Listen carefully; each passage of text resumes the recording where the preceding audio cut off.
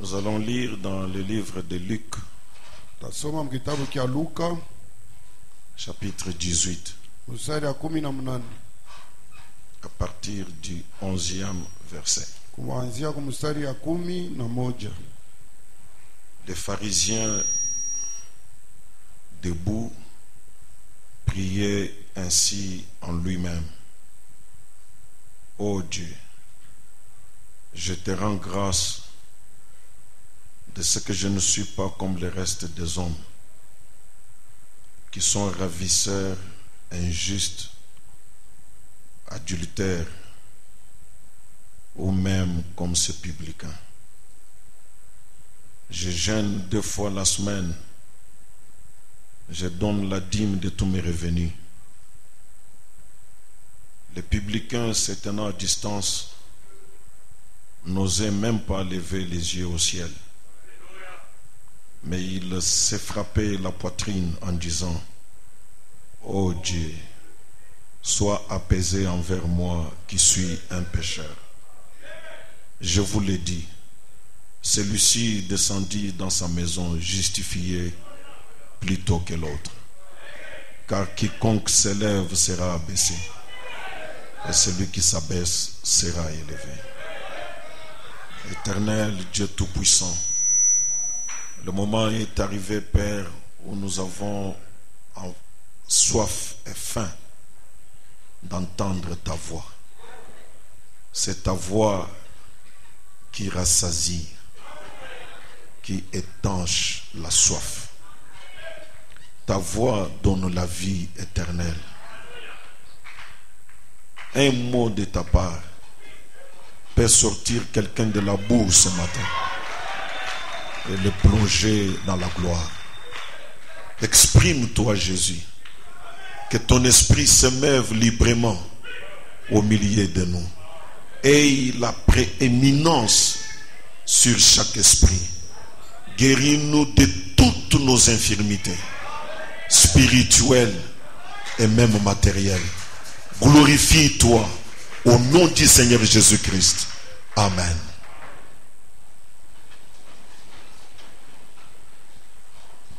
Nous continuons le message de vendredi.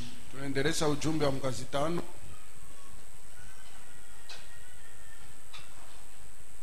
Et je vais parler sur un petit sujet, une déclaration de notre prophète. Tahubiri yule akakichwa kaneno kadogo kusema kwa nabii wetu. C'est Frère Branham qui dit ça. Ndugu Branham ndio anasema vile.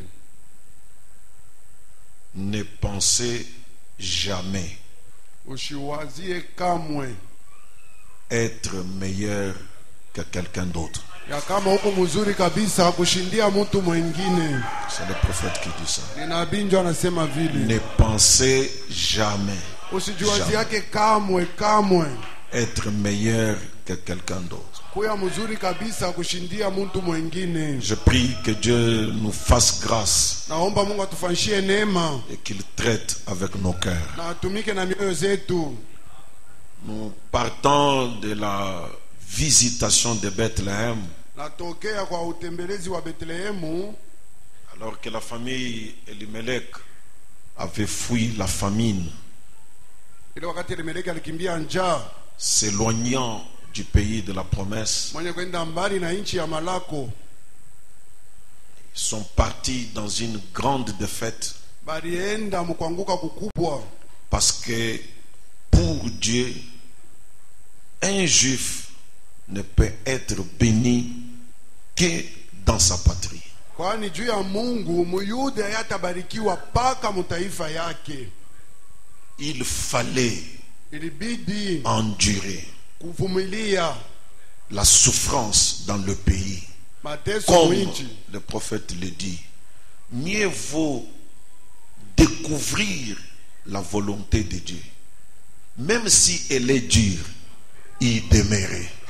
Asa ni mzuri kuvumbula mapenzi ya Mungu hata kama iko nguvu, lakini kudumu mule mu mapenzi ya Mungu. Frère Branham dit, souffrir étant dans la volonté de Dieu, c'est de loin meilleur qu'aller dans la facilité en dehors de la volonté de Dieu. Asa kuteswa ndani ya mapenzi ya Mungu iko mzuri zaidi kuliko kwenda nje huko bintu vya teketeke, lakini nje ya mapenzi ya Mungu. On se rend compte et on se rendra toujours compte quand nous faisons les bilans, ce qui semblait être partis, qui prenaient de l'avance, finissent toujours mal. Celui qui marchait comme au pas d'une tortue, endurant, souffrant avec Jésus, il finit toujours bien. Mwisho yake tutaona sabale baranja kwenda mbio, unaona saba na kutangulia na huyo yuko nenda polepole tu, nenda polepole, mwisho yake yenjo kunamaliza tu mzuri. Nous constatons cela et nous le constaterons toujours. Tuko naiona sasa na tutaendelea mpaka na kuiona. Alors Dieu visita Bethléem. C'est de là que nous sommes partis. Mungu akatembelea Bethlehem, njoo kule tulitokea. Bethléem, c'est la maison du pain de Dieu. Bethlehem ni nyumba ya mkate ya Mungu. Et la véritable maison du pain de Dieu, c'est le Seigneur Jésus-Christ. Na nyumba ya mkate ya kweli ya Mungu ni Bwana Yesu Kristo. Même aujourd'hui. Hata leo. C'est de lui que doit partir le pain pour nourrir l'humanité. Nitokea Bwana Yesu njoo mkate etenda juu kulisha ulimwengu yote mzima. C'est la raison pour laquelle nous invitons les gens à venir croire ce message. Parce que nous ne nous réunissons pas autour d'un homme. Nous nous réunissons autour de Jésus-Christ réincarné. Le pain de vie pour le monde entier. Il n'y a qu'un seul endroit où on peut le retrouver aujourd'hui. Derrière ce ministère auquel on a dit emmagasine la nourriture.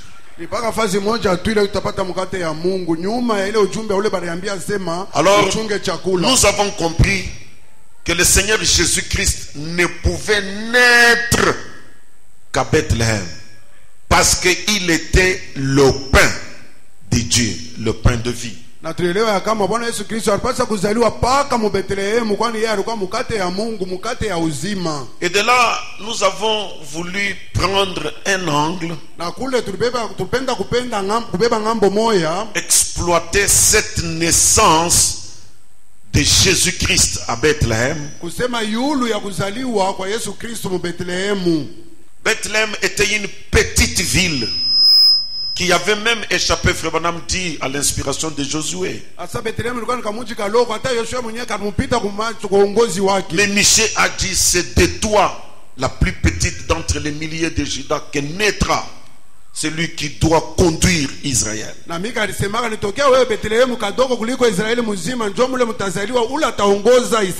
le prophète Esaïe a aussi prophétisé sur la naissance, cette naissance de Christ.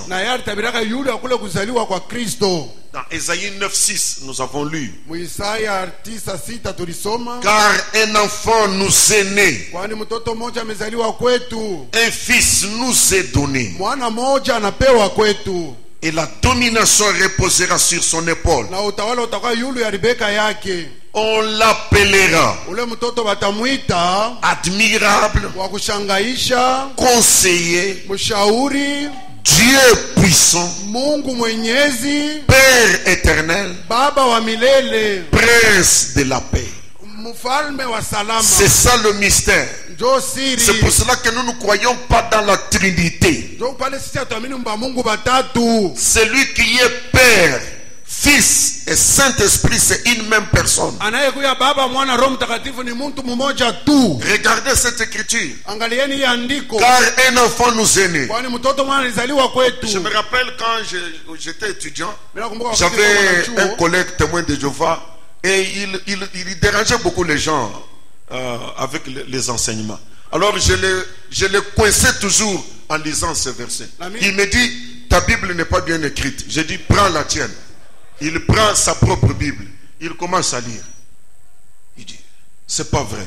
Il faut qu'on demande aux États-Unis de revoir la traduction. C'est écrit dans la Bible. C'est Jésus qui est le Dieu béni éternellement. Un enfant nous est né. Un fils nous est donné.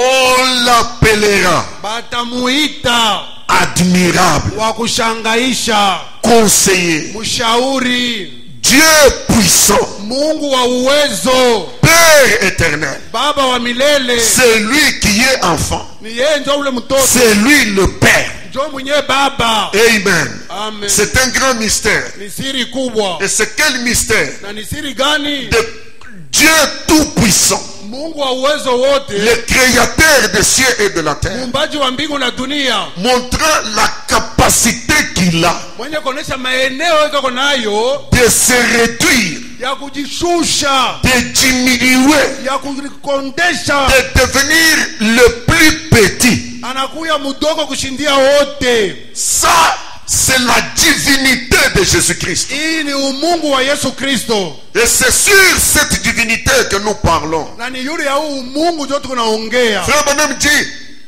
c'est le bébé qui était né là, Ndio anasema ule bebe ule alizaliwa ule, que Marie portait là. ule Maria alikuwa naye mikono yake. C'était Jéhovah. Ilikuwa ni Yehova. Et les pharisiens ne pouvaient pas croire ça. Na Wafarisayo hawakuwezi kuamini ile. Et pourtant, Japo il était né conformément à une prophétie. alizaliwa kufuatana na unabii moja. Parce que l'une de ces prophéties, celle que nous lisons, Tumo moja ile unabii hii tunaona montre qu'il devrait naître. inaonyesha kama alipasha Il kuzaliwa. devait venir comme un bébé, Alitafuta kuzaliwa saa mtoto. comme un enfant. Saa mtoto. Cependant, Japo leur Dieu, Mungu ndio Mungu wabo ule.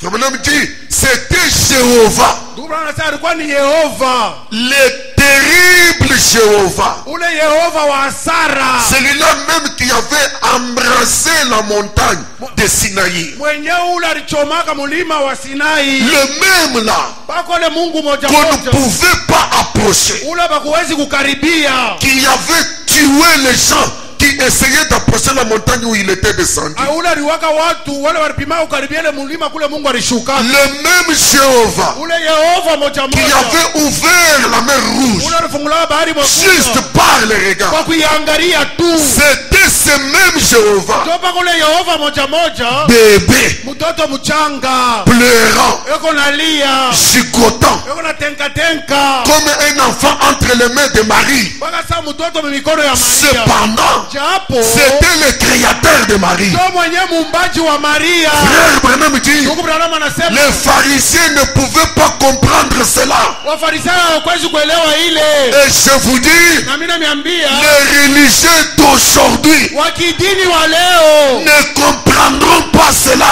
hawataelewa ile. Comment le Dieu tout-puissant, Je, Mungu wa uwezo le wote, créateur des cieux et de la terre, Muumbaji wa mbingu na dunia, peut se faire homme anaweza kujifanya mtu au milieu de l'épouse. katikati ya bibi harusi. Les pharisiens d'aujourd'hui, Wafarisayo wa leo ils ne le comprendront pas. hawataelewa ile kamwe. Mais nous annonçons à cette génération Tunatangaza kwa hii kizazi que le dernier signe ya kama alama ya mwisho qu'Abraham avait reçu, ile Ibrahimu alipokea c'était Elohim le fort, ilikuwa ni Elohimu wa nguvu assis dans la chair humaine, mwenye kuikala mwili wa Mungu chez Abraham, kwa Ibrahimu, mangeant, mwenye kula vivant, na kunya. Elohim le fort. Elohimu wa nguvu Et ce qu'Abraham avait vécu, ile Ibrahimu aliishaka nous l'avons vécu dans cette génération. na sisi tuliishi mwiki kizazi. Le Dieu tout-puissant, Mungu wa uwezo le wote, créateur des cieux et de la Mungu terre, wa mbingu na dunia, pas dans une vision, hapana katika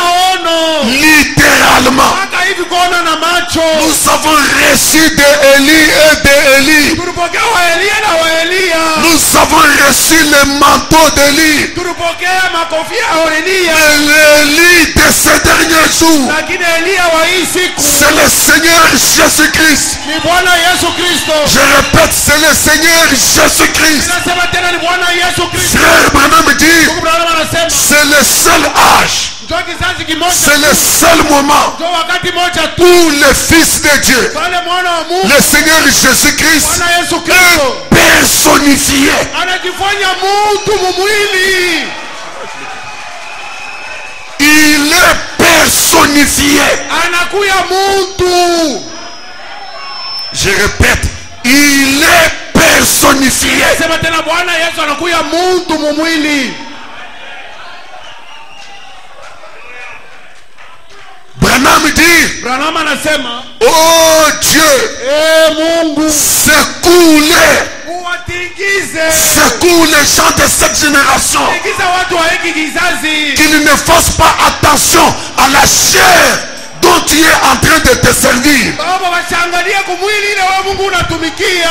Et quelle chair? Na mwili gani? La chair William Branham. Mwili William Branham. Que Dieu nous secoue, Mungu atutingize, que nous ne puissions pas regarder à la chair, sisi tushangalie kumwili, mais derrière cette chair, lakini nyuma ya hii mwili c'est lui qui se tient là, ule anasimama pale, c'est Elohim le fort, ni Elohimu wa nguvu, le Dieu dont vous avez entendu parler, Mungu mnajua kusikia baba anasema, le Dieu qui avait ouvert la mer rouge, Mungu anafungula bahari mwekunda, le Jéhovah qui avait embrassé la montagne. Mungu anateketezaka mulima, Il nous a visités alitutembelea dans cette génération. hiki kizazi. En recevant Branham, Kupokea Branham, nous ne recevons pas un homme. atupokee mtu. En recevant Branham, Kupokea Branham, nous recevons Jésus-Christ kupokea Yesu Kristo, caché derrière la chair. ficha nyuma ya Et les religieux d'aujourd'hui na bantu ba kidini ba leo ne comprendront pas cela. hawataelewa ile. Ils vont continuer à dire Batendeleza na kusema le Dieu Tout-Puissant, Mungu Mwenyezi, le Dieu Tout-Puissant. Mungu wa Mwenyezi wa kumbingu. C'est ainsi que d'autres dans le message ici Wengine wengine ont peur. bako na boka. Ils commencent à faire marche arrière. Anaanza kurudia kwa mkongo. Je connais un pasteur qui disait, Ina ya mchungaji mmoja anaanza kusema si Dieu, kama Dieu, Mungu le Dieu majuscule, ule Mungu kuunende, est en train de Branham même pendant une minute, kama ni kama Branham hata dakika moja, nous devons adorer Branham. pale tunapaswa kuabudu Tu Branham. ne connais ni les Écritures, ni la puissance de Dieu. Wao uyue wala maandiko wala uwezo yenyewe ya Mungu. Si cette chose-là n'arrive pas, Kama kile kitu akifike, arrêtons, quittons les messages, retournons dans les églises dénominationnelles. turudieni makanisa zehebu. S'il y a une chose qui donne la vie à l'épouse, Kama kuna kitu kinaleta uzima kwa bibi harusi, qui donne la foi de l'enlèvement, inaleta imani ya kunyakuliwa, qui produit la translation, yenyewe inaleta mabadiliko. comme celle que Abraham a connue, Mpaka sasa mabadiliko yanafikaka Ibrahimu. c'est quand Dieu lui-même Wakati Mungu yeye moja s'incarne dans la chair. anaingia ndani ya mtu. Et le mystère aujourd'hui, Na siri leo c'est que les élus nikusema wachakuliwa savent distinguer wanajua kuachanisha l'un de l'autre. mmoja. C'est ça le mystère. Ndio yenyewe siri.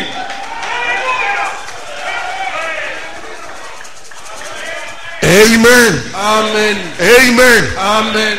Vous attendez Dieu d'après quelle promesse? Mwa mnamchunga Mungu kufuatana na manako kani. Dieu vient conformément à sa parole. Mungu anakuya kufuatana na neno lake. C'est conformément à sa parole. Kufuatana na neno lake. Celui qui descend en Apocalypse 10, Ule anashuka Ufunuo 10. ce n'est pas un homme. Haiko mtu. C'est Christ, l'ange puissant. Ni Kristo malaika wa uwezo. Oui, c'est lui-même, c'est Christ lui-même Ndiyo qui descend. mwenyewe njoko na shuka. C'est ça l'avenir du Seigneur. Njoo kuja kwa Bwana kule. Et Branham nous dit, Na Branham anatuambia il vient ainsi anakuya hivi pour devenir tu akupate kuwa un prophète. nabii.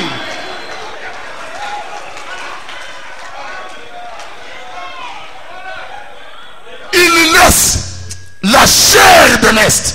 Anaacha mwili kwa mashariki. Il utilise les fruits du calvaire Anatumia tunda ya Kalvario. pour prouver qu'il a versé un sang qui est capable de sanctifier un homme. De telle manière que Dieu peut habiter totalement dans un homme. Anaonesha kama mwanga damu na ile mwanga inasafisha damu inasafisha mtu. Il prend la chair de l'épouse. Anabeba mwili wa bibi harusi. Ce n'est pas tombé sur toi, ce n'est pas tombé sur moi, c'est tombé sur Branham. Haikuangukia wewe, kunyangukia mimi, inamwangukia. C'est différent du baptême du Saint-Esprit. Inaachana na ubatizo wa Roho Mtakatifu.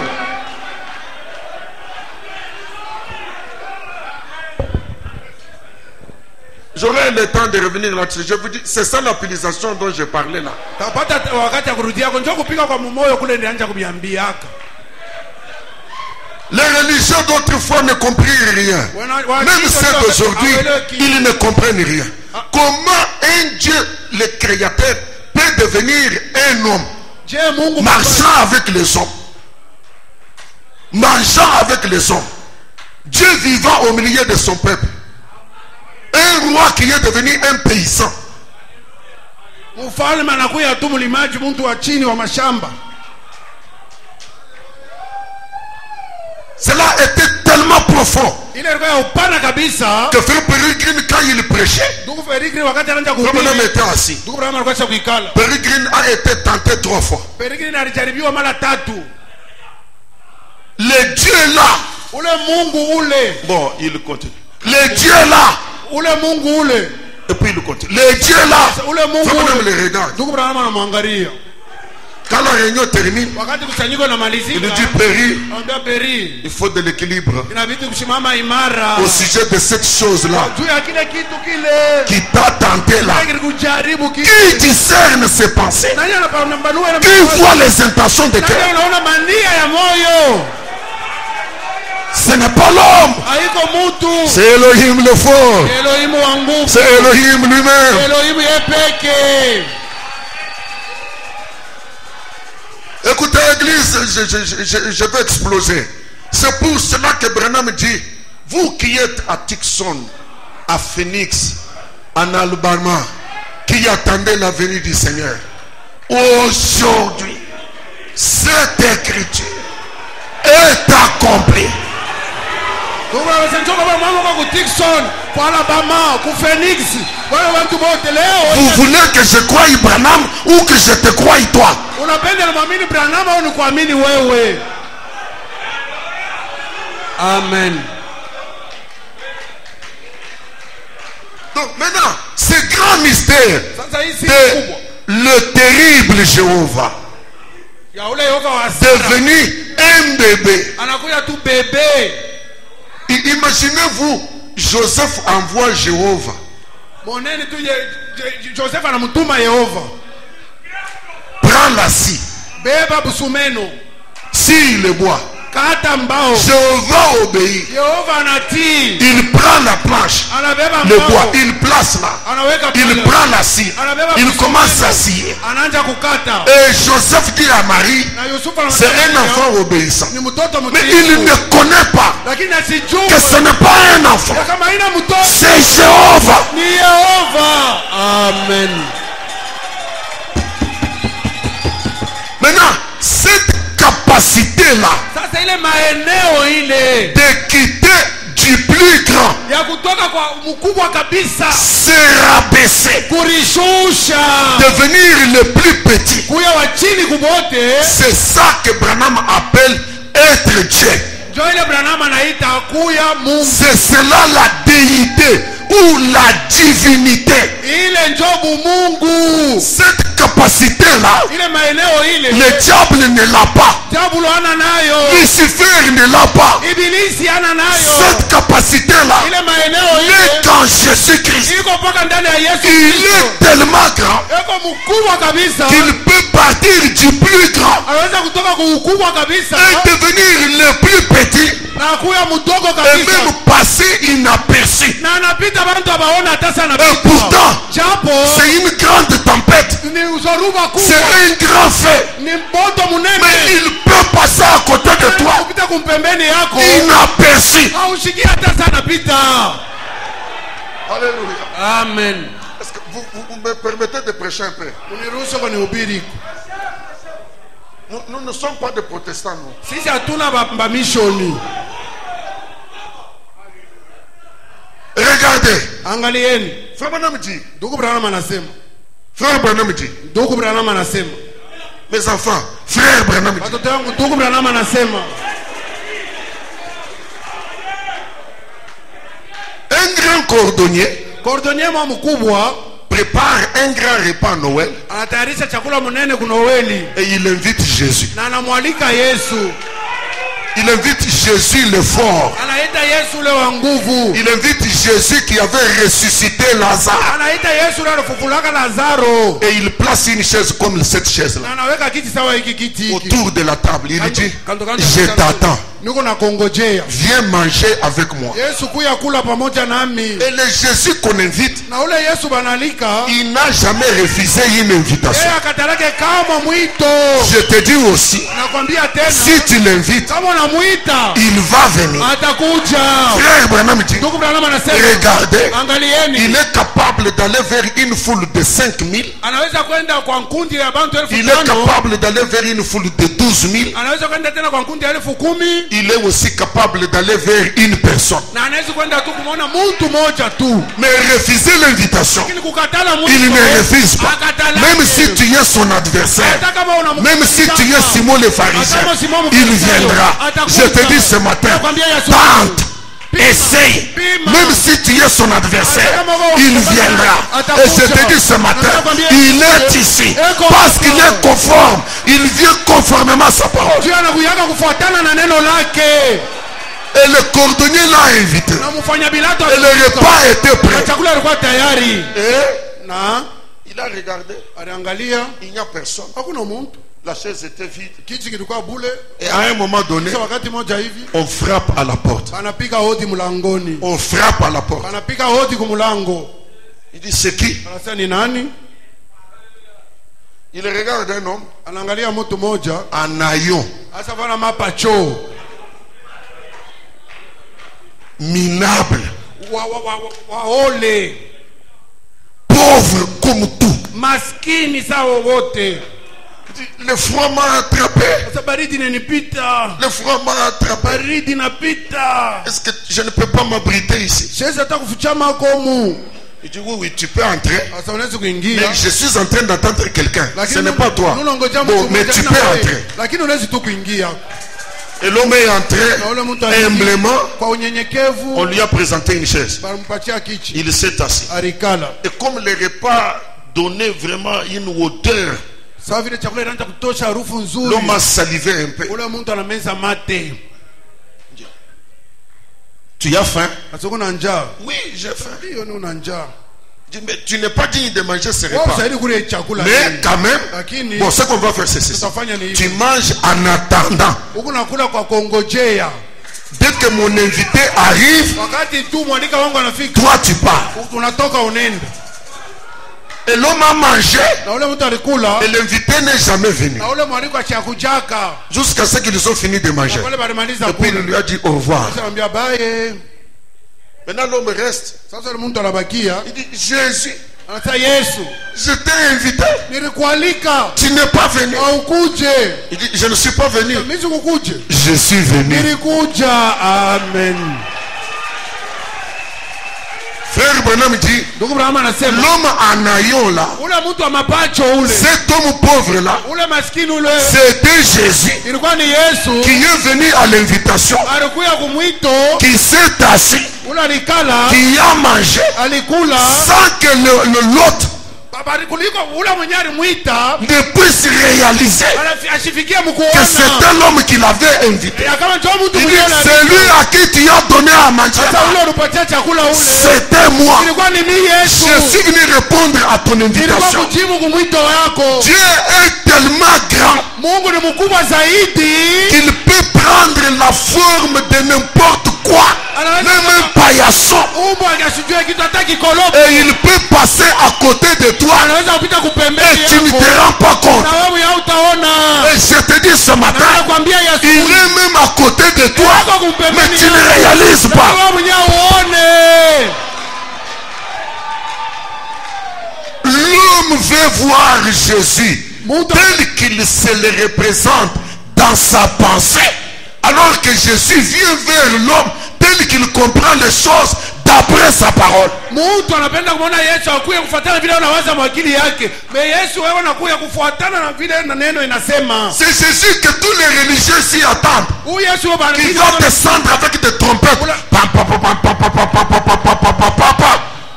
Ula tachuka na baragumu pam pam pam pam pam pam pam pam. Il vient avec des trompettes à sa manière. Eko na kuna mabaragumu munamna yake yeye.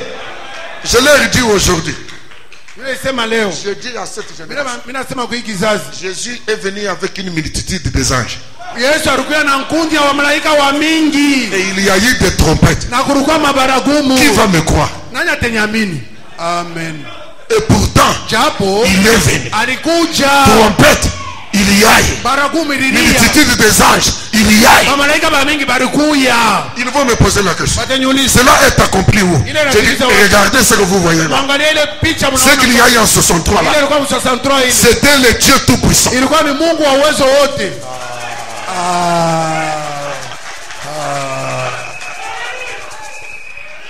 Il vient conformément à sa parole. Yesu anakuja kufuatana na neno lake.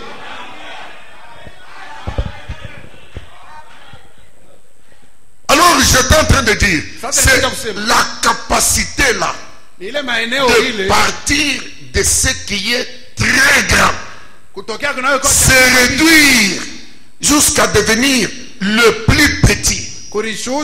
C'est ça la divinité. La capacité de s'humilier. Le Tout-Puissant passant inaperçu comme une personne ordinaire.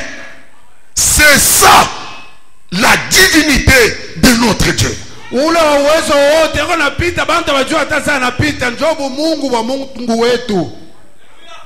ne vient pas impressionnant, mais il vient d'une manière simple.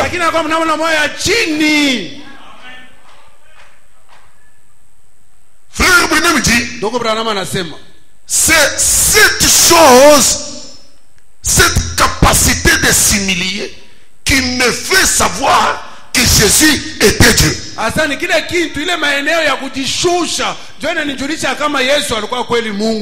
créateur des cieux et de la terre s'étant humilié pour devenir le plus bas. Le très haut était devenu le plus bas. C'est ce qui faisait de lui Dieu. C'est ce qui faisait de lui Dieu. Je vais lire dans le message le pire pécheur du 18 février 56 au point 32 et je vais descendre. 32 et 33 je crois. Frère Branham dit, Jésus le Dieu Tout-Puissant s'est tellement humilié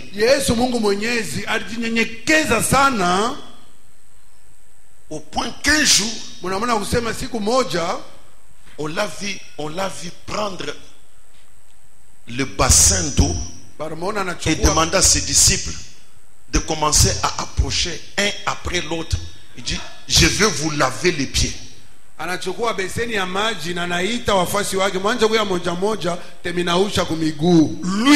le patron de l'univers, lui qui les a appelés, il dit, je vous lave les pieds. Il faut même dire, regardez qu'est-ce qu'il lavait. L'endroit le plus sale. Imaginez-vous, en ce temps-là, il n'y avait pas toutes les voitures que nous avons ici. Il n'y avait pas de belles routes. Vous marchez un peu, vous ramassez la poussière. Alors ce sont ces pieds-là sales que Jésus s'est mis à laver. C'est ça qui me fait savoir qu'il était Dieu. Capable de s'humilier, occuper le plus bas niveau. Jésus, Jéhovah, laveur de pieds. Et le pied, pas de quelqu'un supérieur à lui, les pieds de ses propres disciples. Mais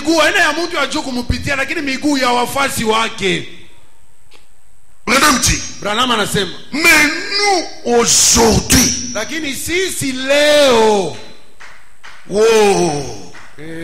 hostile,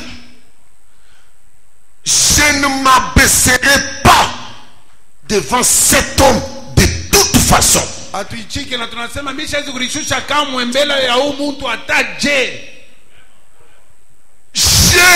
m'abaisserai jamais.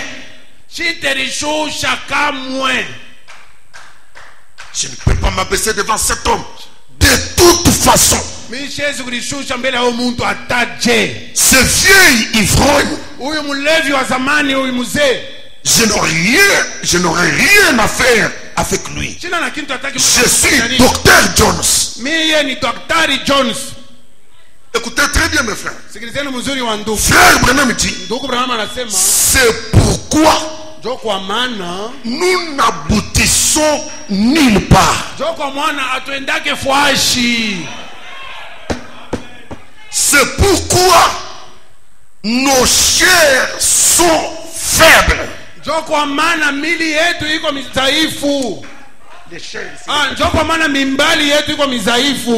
Que Dieu vous aide à saisir cette pensée.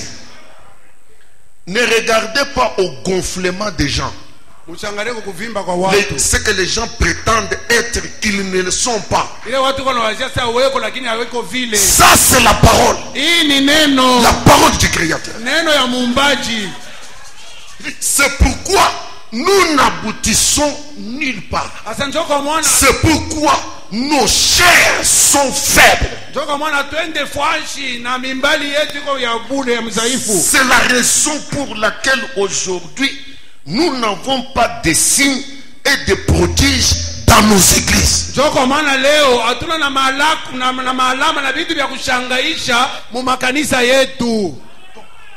Les miracles dans une église sont liés à cette grande vertu de l'humilité.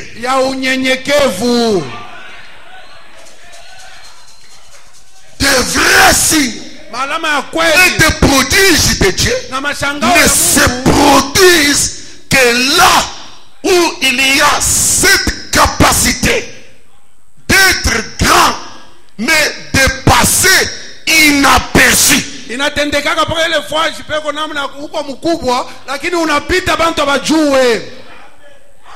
Branham dit, c'est pourquoi nos chairs sont faibles. C'est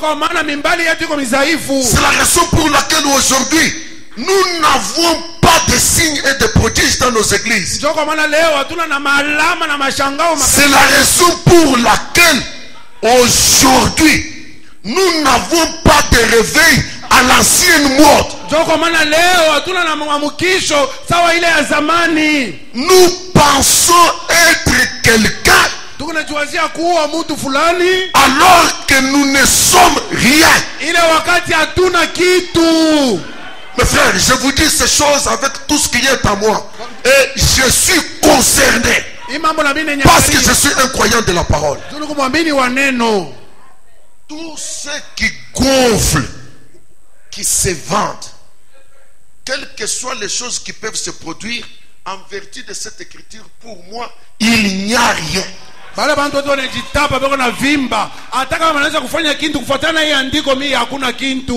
il y a de vrais signes et de prodiges de l'éternel, vous verrez la démonstration de l'esprit. Le même esprit qui était en Jésus. Ça veut dire un homme qui se considère rien.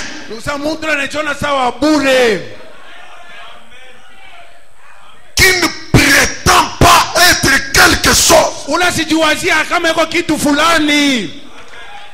Si vous comprenez bien, là où il y a Jésus, il n'y a pas de propagande. Il n'y a pas de publicité. Venez, voyez. Venez, essayez. Venez, vous allez voir. Ça n'existe pas dans la divinité de Jésus-Christ. La divinité de Jésus-Christ, c'est un être supérieur, mais qui passe pour un pauvre, qui passe pour un paillasson, qui ne prétend être quelque quelque chose. asijioneshe sa kuwa kitu fulani. Les amens vont beaucoup diminuer. Maamina itapunguka kabisa.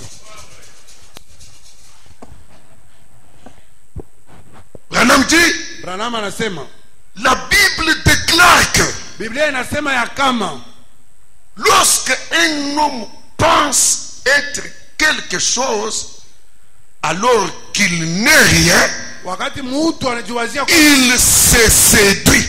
wakati mtu anajiwazia kuwa kitu fulani, ile wakati ana kitu eko anajitongoza ye mwenyewe. Lorsque un homme pense être quelque chose alors qu'il n'est rien, il se séduit. wakati mtu Il ne sait rien de ce qu'il devrait savoir. yeye mtu avile asijue kitu kwa ile alipaswa kujua. Il ne sait rien de ce qu'il devrait savoir. asijue kitu kwa ile alipaswa kujua. Il devrait savoir alipaswa kujua qu'il est un pécheur. ya kama yeye ni mtenda zambi. Je bénis Dieu Nabariki Mungu parce que je vois combien de choses que nous encourageons, que nous essayons de soutenir, sont effritées par la parole de Dieu. Nous appelons Dieu là où il n'y a pas Dieu. Nous appelons puissance là où il n'y a pas de puissance.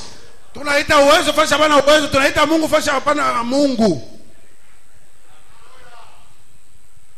Lisons dans le livre de Philippiens. Tusome mkitabu wa Filipai.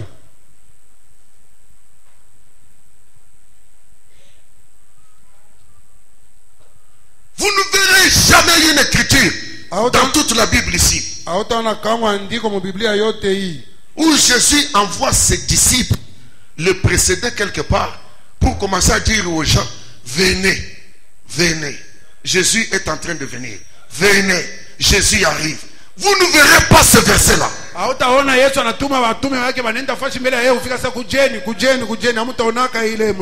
Jésus pouvait prendre la pirogue, traverser.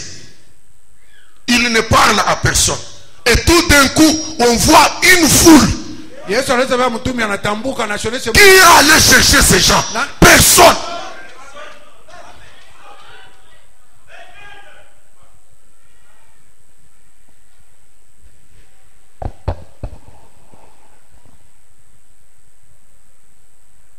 Philippiens chapitre 2. Nous lisons à partir du 5e verset.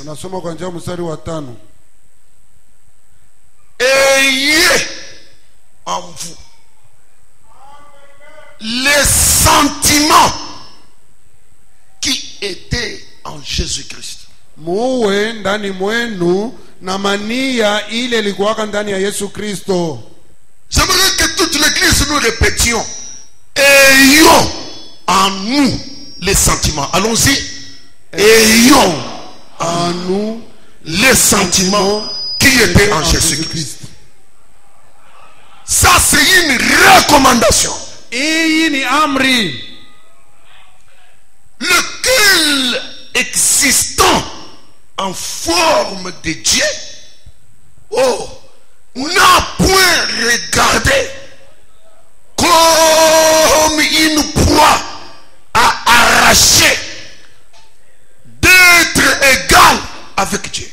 Ule Yesu aranja kuishi muumbo ya Mungu, asikuangalie sa nyama ya kunyanganya kuya pamoja na Mungu. Il n'a pas regardé comme une proie à arracher.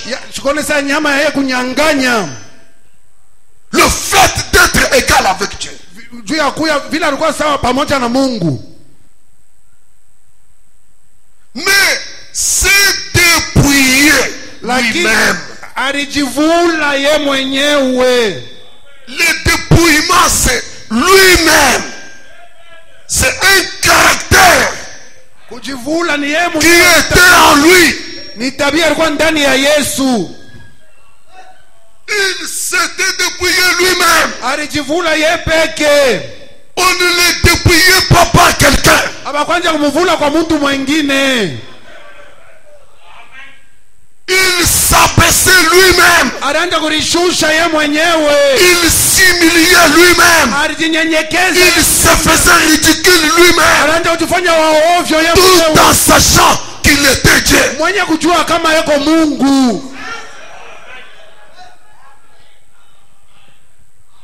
Mais c'est dépouiller lui-même. Merci Jésus.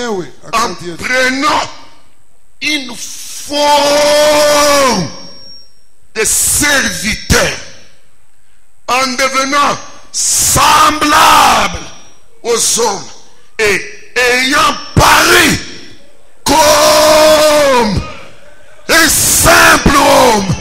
Alijivula yeye peke kwa kubeba muumbo ya mtumishi, kwa kuya mwenye kufanana na watu, na anaonekana satu muntu wa bule. Ayant paru comme un simple homme. Anatokelea sa muntu wa bule. Il s'est humilié lui-même. J'aime ça. Alijinyenyekeza yeye peke. Minapenda hii. Lui-même. Yeye mwenyewe. Se rendant obéissant jusqu'à la mort. Vous savez, les gens là qui le frappaient là ne représentaient rien. Ils n'étaient pas capables de lui faire quelque chose. C'est lui qui s'est humilié. C'est lui qui a obéi. Il dit, c'est un chemin tracé pour moi. Je ne peux pas le contourner. Ce n'est pas à cause de vous. Ce n'est pas à cause de vous. Mais c'est le chemin tracé. Je suis appelé à passer par là.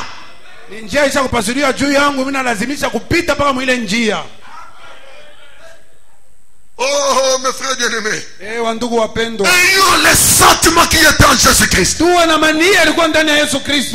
Il s'est humilié lui-même, se rendant obéissant jusqu'à la mort. Même jusqu'à la mort de la croix. La mort honteuse.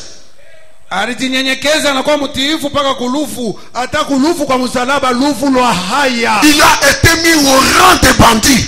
Balimweka pamoja na wanyang'anyi wajambazi. Il a obéi jusqu'à ça. Alitii kufika mpaka kule. Maintenant, écoutez. Sasa sikilizeni. À cause de cette humiliation individuelle, kwa kupenda yeye mwenyewe, il s'est humilié lui-même. Alijinyenyekeza yeye peke. Il s'est dominé lui-même. Alijitawala yeye mwenyewe. Il s'est rabaissé lui-même. Alijishusha yeye peke. C'est pourquoi, ndio kwa maana, parce qu'il s'est humilié lui-même, kwa vile Yesu alijichusha yeye mwenyewe, c'est la raison pour laquelle, ndio sababu ya kwamba, parce qu'il s'est diminué, sababu vile alijishusha, parce qu'il est passé pour un homme simple, sababu vile alijifanya kuwa mtu wa bure, parce qu'il s'est dominé, sababu vile alijitawala, c'est pourquoi ndio kwa maana aussi tena Dieu Mungu l'a souverainement élevé alimupandisha kwa kupenda yeye mwenyewe et lui a donné alimupatia le nom qui est au-dessus de tout nom, jina inayokuya juu ya jina yote. Dieu l'a souverainement élevé. Mungu alimupandisha kwa kupenda kwake mwenyewe. Lui s'est personnellement humilié. Yesu yeye peke alijinyenyekeza. Il a choisi de s'humilier. Alichagua kujinyenyekeza. Et Dieu l'a souverainement élevé. Na Mungu alimupandisha kwa kutaka kwake mwenyewe. Il lui a donné le nom qui est au-dessus de tout nom. Na alimpatia jina inayokuwa juu ya majina yote. Je ne sais pas si vous suivez les Écritures. Sio kama unafuata maandiko. Afin qu'au nom de Jésus, ili mujina la Yesu, tout genou, goti lote, tout genou, goti lote fléchisse lutwangwe dans les cieux, mumbingu, sur la terre pa udongo et sous la terre. na chini ya udongo. Je ne sais pas si vous êtes ça, église. Sio kama unasikia kanisa. Le fléchissement, l'abaissement kurishusha de tout genou kwa rigoti lote devant le nom de Jésus mbele ya jina ya Yesu est une conséquence ni matokeo de son humilité. ya kurishusha kwa Yesu.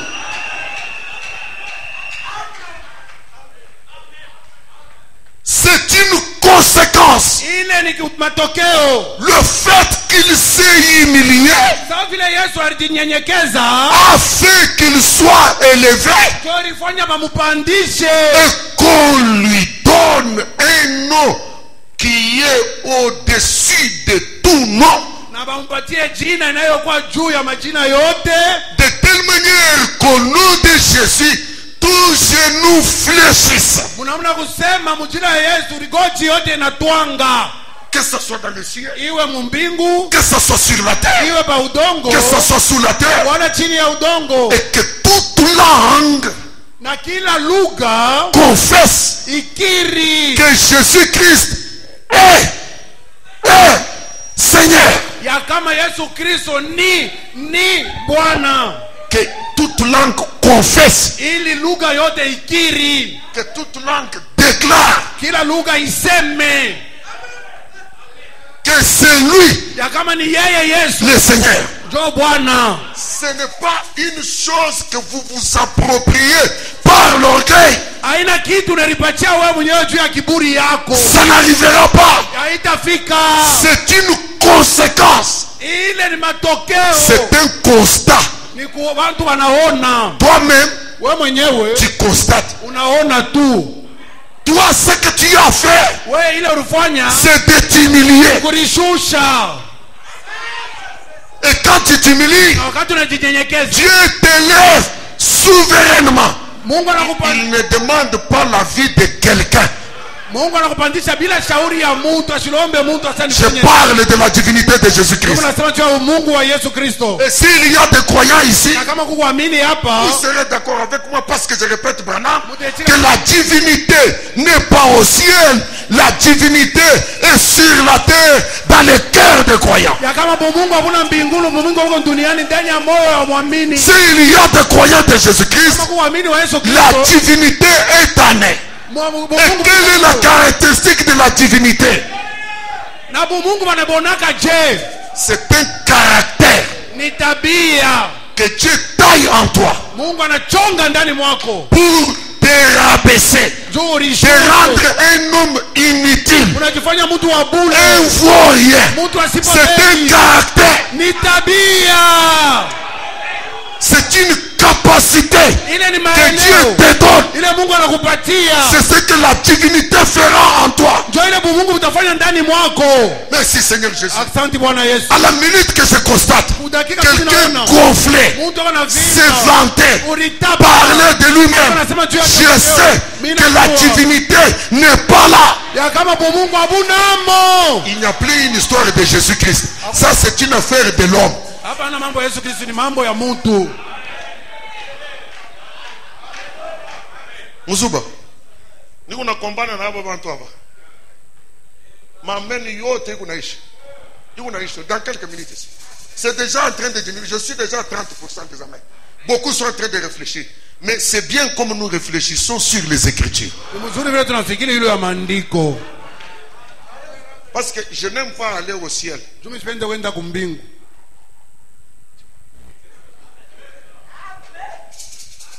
Mais frère Albert, toi tu aimes quoi?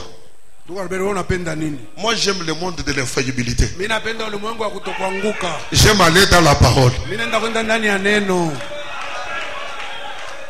Vous vous tenez au ciel, Wewe unapenda kumbingu. le ciel passera. Mbingu itapita. Mais la parole Lakini neno ne passera jamais. haitapita kamwe. C'est en ceci que Branham est un prophète qui amène le collier pour appliquer sur nos yeux afin que l'aveuglement s'arrête. Hapa ndio Branham analeta dawa kuweka pa macho yetu juu upofu umalizike. Nous ne suivons pas des choses comme des aveugles. Sasa tufuate bintu saba bipofu.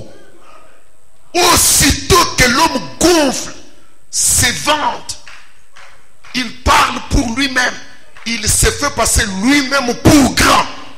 Dès qu'il commence à se vanter lui-même, nous savons qu'il n'a pas les mêmes sentiments qui étaient en Jésus-Christ. Mais la Bible nous dit, ayez les mêmes sentiments qui étaient en Jésus-Christ, qui existant sous la forme de Dieu, muumbo ya Mungu, n'a pas considéré comme une proie à arracher. asikone nyama ya kunyanganya. Il n'y a pas de forcing. Hakuna vya nguvu nguvu. Le fait d'être égal à Dieu, mais il s'est dépouillé.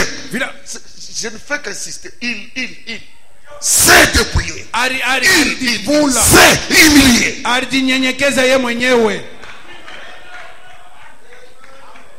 Jusqu'à passer pour un homme simple. Anaonekana sa mtu tu wa bule. À cause de cela, c'est ça mon problème. Ndio mambo yangu. Dieu l'élève souverainement. Mungu anampanisha bila kuuliza shauri ya Il Mungu. lui donne un nom au-dessus de tout nom. Anapatia jina juu ya majina yote. Tout genou Goti lote commence à fléchir. inaanza kutwanga. Un démon, Pepo mchafu anatwanga magoti mbele ya son ennemi, adui wake, anatwanga magoti. son adversaire, Wa kumkombanisha tout ce qui est un nom, qui a un nom, yote ile banaitaka iko na diminue. inashuka. Peut-être que j'anticipe les choses. Sangine metangulia kusema bintu. Vous comprenez pourquoi Frère Branham a dit c'est pour cela que nous ne voyons pas de réunions à l'ancienne mode. Nous ne voyons pas des signes et des prodiges. C'est pour cela que nos chairs sont faibles.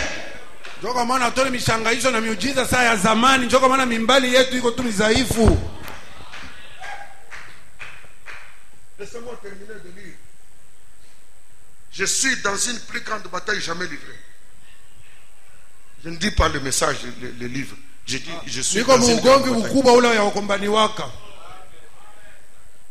Humilie-toi. Paragraphe 53. Frère Branham dit, considérez Jésus. Angalieni Yesu.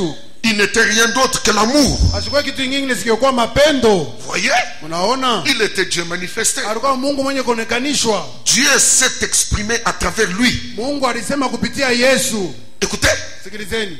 Il n'est pas étonnant haiko ya kushangaisha que des miracles se soient produits et toutes sortes de choses. ya miujiza ipate kutendeka na vitu vyote vya kuachana chana. Le fait qu'il était Dieu exprimé, sababu alikuwa ni Mungu mwenye kuonekanishwa, il n'est pas étonnant haiko ya kushangaisha que des miracles, kama miujiza, que des miracles kama miujiza se soient produits et toutes sortes de choses. itendeke na vitu mbalimbali.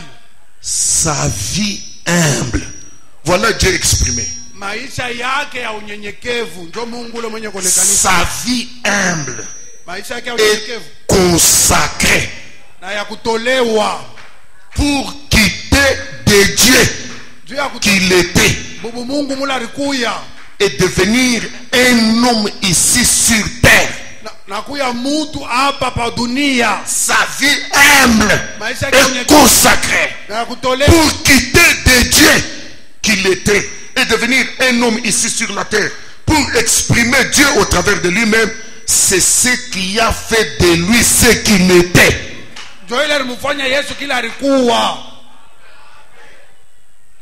Voici ce que j'ai toujours dit pour moi. Ce qui faisait de Jésus Dieu, c'était la façon dont il s'est humilié. Il était si grand, cependant il pouvait devenir si petit. Voilà pourquoi il n'est pas étonnant que des miracles et toutes sortes de choses se produisent dans sa vie.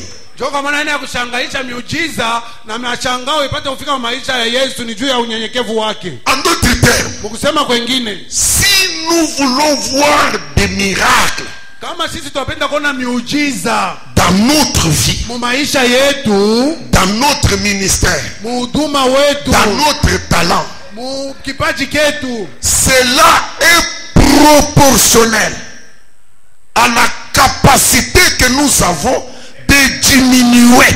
Ile iko nafuatana na maeneo ile tukunayo ya kurishusha. Plus on diminue, zaidi tunashuka, plus de miracles se produisent. zaidi miujiza inatendeka. Plus on diminue, zaidi tunashuka, plus Dieu s'exprime. zaidi Mungu anajionekanisha, plus on diminue, zaidi tunashuka, plus l'enfer tremble. zaidi Gehenna inatenka, Plus on diminue, zaidi tunashuka, plus les démons s'agenouillent. zaidi mapepo inatwanga magoti. Et si nous voulons que tous les démons s'agenouillent, Na kama tunapenda mapepo yote itwange on magoti, doit s'effacer totalement. tunapaswa kurishimisha shi On wote, doit s'humilier totalement. tunapaswa kutunyenyekeza shi wote. Merci Seigneur. Asante C'est dominer, kujitawala, c'est réduire. kurichusha. Merci Jésus. Asante Yesu. C'est la raison pour laquelle Njoo kwa maana j'ai lu cette citation qui était mon titre de vendredi. nilisoma itamko ilikuwa kichonga maneno mkazitano. Les tout premiers pas Hatua tu ya kwanza vers le succès. juu ya kuenda kuweza. Les tout premiers pas Hatua tu ya kwanza vers le succès, ya kuweza c'est s'humilier. ni kujinyenyekeza.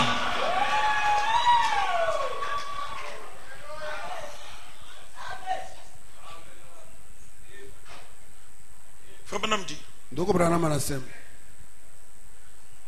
dans Émilie 3 au paragraphe 35 et 36, il dit, anasema, vous savez, unajua les gens désirent la puissance. bantu banatamaniaka uwezo.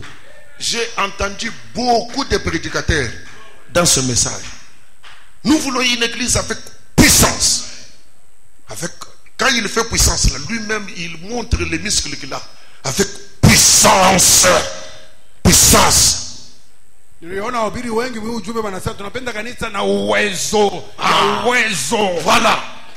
Ndio vile vile unafanya. Uwezo. Quand il parle là, vous vous demandez, il se rappelle de la boxe qu'il faisait.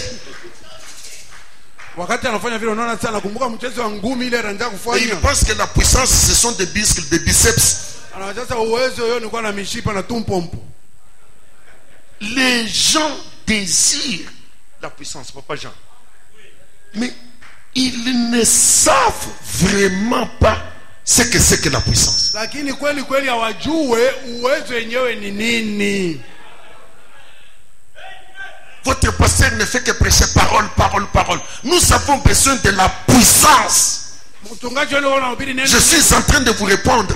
Nuna kujibu sasa tunatafuta paka uwezo nuna kujibu. Parole, parole, parole. Neno.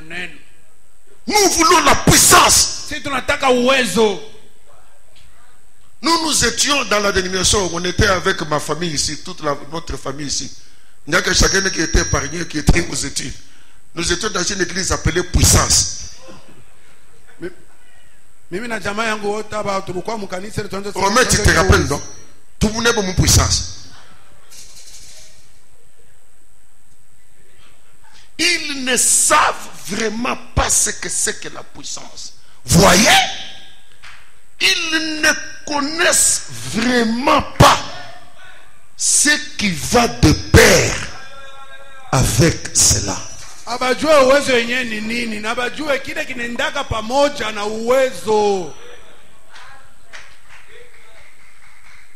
Pour monter, Juu ya kupanda il faut toujours descendre. kila mara inapashwa C'est kushuka. Branham qui dit ça. Ni Branham ndio anasema vile. Si vous voulez la puissance, Kama mnataka uwezo, voyez combien vous pouvez vous humilier. Vous humilier. Qui va s'humilier? Toi qui cherches la puissance. kama mnatafuta uwezo, mnapaswa kurishusha, Nani Voyez combien vous pouvez vous humilier. Jésus s'est humilié. C'est ainsi qu'il a été souverainement élevé. Et tout genou fléchit devant lui. Yesu alishusha na kila goti natonga mbele yake. Si vous voulez voir la puissance, Kama unapenda kuona uwezo, voyez combien vous pouvez vous humilier. Vous comprenez ce que je vous ai dit tout à l'heure? C'est proportionnel à la capacité de se rabaisser. biko nenda pamoja na Vous vous rabaissez un peu de puissance. rabaisser beaucoup de puissance. Unalishusha kaloko unapata uwezo kiloko, unalishusha kinene unapata uwezo na yo munene. Branham dit, Branham anasema, débarrassez-vous simplement de toutes vos pensées mondaines mwachane tu na ile mawazo yenu ya kidunia et humiliez-vous devant Dieu na mlishushe mbele ya Mungu, et vous aurez alors plus de puissance. Écoutez, vous aurez alors plus de puissance que l'homme qui court à travers tous les bâtiments et qui fait beaucoup de bruit. utakuwa na uwezo mingi kushindia umuntu la kimbia tu mnyumba na unafanya makelele ya mingi.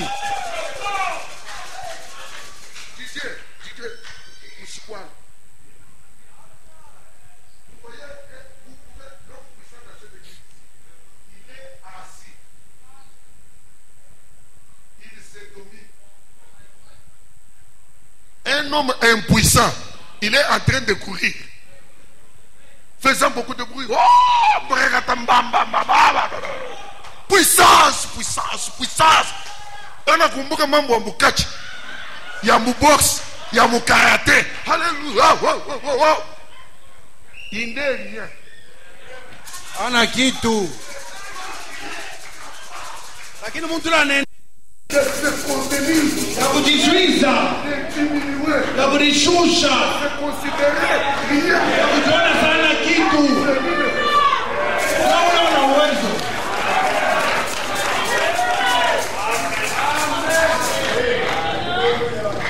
Prédicateur à la chair. Mhubiri kumimbani. Nous allons entendre des choses. Utashikia vitu. Prenez déjà que c'est un impuissant. Unaona pale sana na uwezo. Chez nous, il est impuissant. Kwetu ana na uwezo. Chez lui, il est puissant. Kwake yeye kuna uwezo. Chez nous, c'est un faiseur de bruit. Kwetu na kufanya tu makelele. Amen. Et à la fin, on ne verra rien. Na kumwisho yenyewe tutaona kitu.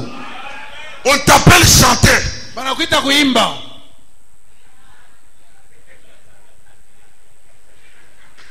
Mais tu n'as même pas encore chanté. Au yaanja hata kuimba. On ne connaît même pas ce que tu vas chanter. Watu yote kenye utaimba. Peut-être que tu as transformé le kamulangu de ton village avec des paroles de la Bible. Unageuza kamulangu wa kijiji yenu unaweka kama misemo ya Biblia. Ton inspiration est de la 5e dimension. Ongozi wako ni nafasi ya mgeena. Je vous dis ce matin, mes frères, Niambia asubuhi wa ndugu yangu. ce ne sont pas les faiseurs de bruit qui sont puissants. Haiko wa kufanya makelele ndogo na uwezo. Mais c'est l'homme capable de s'humilier qui est le tout puissant. Ni mtu anaweza kulishusha njoo wa uwezo wote. Est-ce que quelqu'un peut dire amen? Eti mtu anaweza kusema amina. Parce que est-ce qu'un croyant peut dire amen? Eti muamini mmoja anaweza kusema amina. Ayons les sentiments qui étaient en Jésus-Christ. Tuwe na mania ilikuwa ndani ya Yesu Kristo. Branham dit, Branham anasema, humiliez-vous devant Dieu, vous aurez alors de puissance, plus de puissance que l'homme qui court à travers tous les bâtiments et qui fait beaucoup de bruit. En effet, vous avez été capable de vous maîtriser. Nakusema wewe ulienea kujizuiza.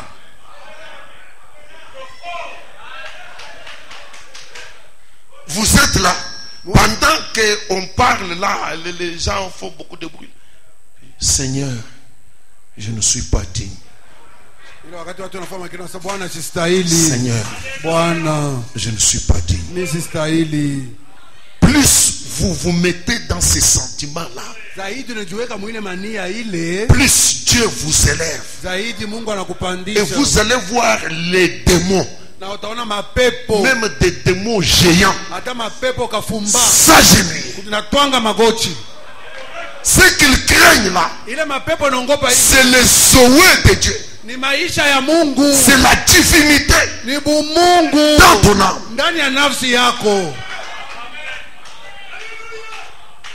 Vous avez été capable de vous maîtriser. Vous avez pu vous abandonner à Christ en vous humiliant devant lui. C'est cela réellement la puissance. Branham dit, Branham anasema montrez-moi une église qui est humble. mnionyeshe kwa kanisa moja ile ya kurishusha, Vraiment humble. ya kurishusha tu, Pas une église arrogante. hapana kanisa moja ya kiburi, Simplement une église humble. lakini kanisa Et tous, tu unyenyekevu na upole. je vous montrerai Mi Branham une église qui a en elle la puissance de Dieu et qui jouit de sa faveur. Nitaonyesha kanisa leo na uwezo ya Mungu ndani mwake na hivyo nafurahiwa na faida ya Mungu. Frère Branham dit, Ndugu Branham anasema c'est comme ce fermier, iko sawa ule wa kulima mashamba, quand il va au champ wakati anaenda kwa mashamba avec sa brouette, na buruwe na ngolofanda yake. la brouette fait beaucoup de bruit. Ngolofanda inafanya kelele mingi. Dès que la roue touche un petit roc, Wakati tu ile mpete na pamba kwa kilimo il dit, le bruit là, c'est le signe que la brouette est vide. ile makelele iko inaonyesha sema ngolofanda hamuna kitu. Est-ce que Mungu nasema kwa amina? Amubishike bien. Regardez toutes les brouettes vides, comment elles font. Moneni tu hii mangolofanda yote kama hamuna kitu vile inafanyaka. Chez nous, Kwetu mambo ça kuzala. Un petit rien.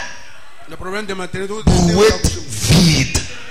ngolofanda ya hamuna kitu. Et quand le fermier arrive au champ, Na wakati ule wa mashamba anafika kwa il fait une mashamba récolte. anafanya Il mavuno, remplit la brouette. anajaza tu Il repasse ngolofanda, par le même chemin. anapita pa mwene njia moja alipita Pas de mkuu, bruit. hakuna Elle makelele, est chargée. iko na bujito, Aucun bruit. hakuna kelele hata C'est moja. en ce moment-là qu'elle est chargée. Ni ile wakati ile njoo Elle est porteuse de quelque chose. kisha kubeba kitu.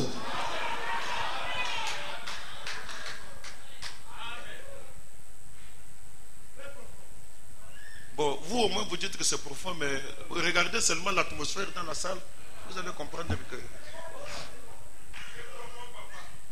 Merci beaucoup.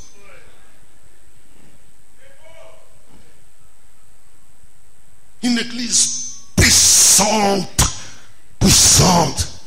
Les gens parlent, oh, oh, oh, oh. Ça, on ne fait pas de conférence ici. Vous pensez que nous faisons la conférence?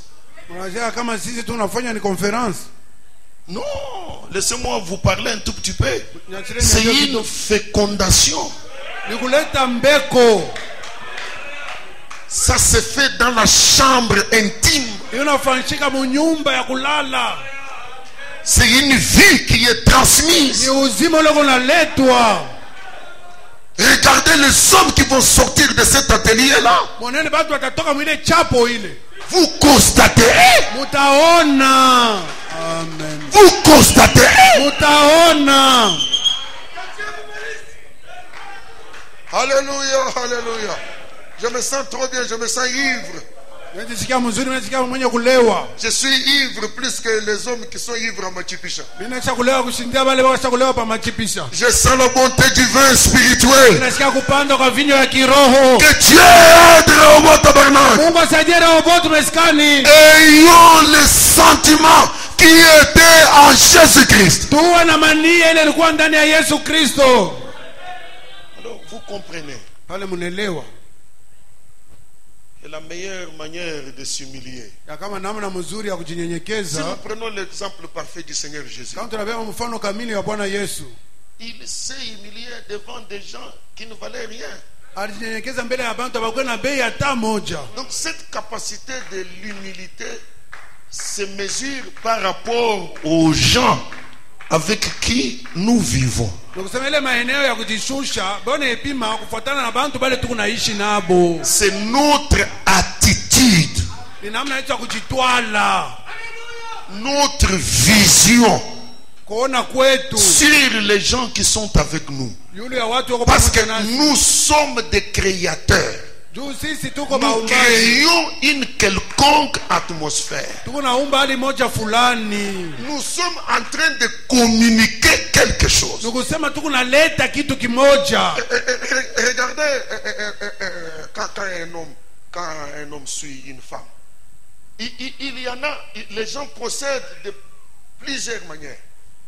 Il y a quelqu'un qui veut acheter la conscience de la femme.